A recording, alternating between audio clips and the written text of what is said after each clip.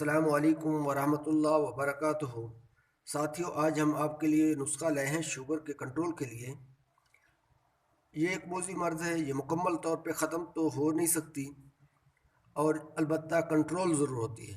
जो लोग दावे करते हैं कि हम इसको ख़त्म कर देते हैं, जिस दिन वो अपने दावे में सदाकत उनकी होगी तो पूरी दुनिया उनके चौखट पे बैठी होगी और उनको दुनिया का नोबल इनाम दिया जाएगा।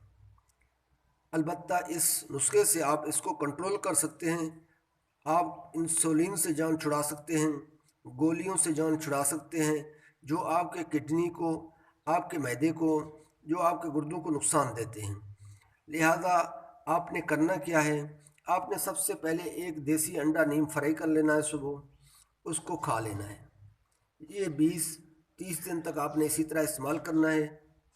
उसके साथ अफ्तातीन लिखी हुई हर्बल मेडिसन है, इसको आप 25 ग्राम ले लें दवाखाने से, इसको बारीक पीस लें, फिर इसको छान कर कैप्सूल के अंदर भर लें।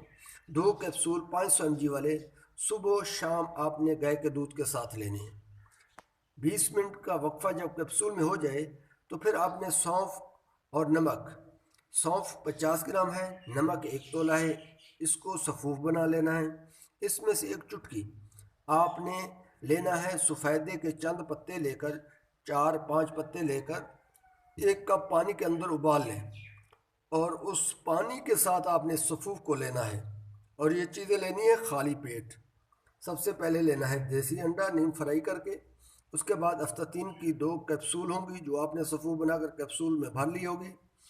वो अफ्तातीन वाले कैप्सूल आपने गाय के दूध के साथ लेनी है। और जो सौंफ है, आप सौंफ और नमक, इसकी एक चुटकी अफ्तातीन वाले कैप्सूल से 20 मिनट बाद लेनी है।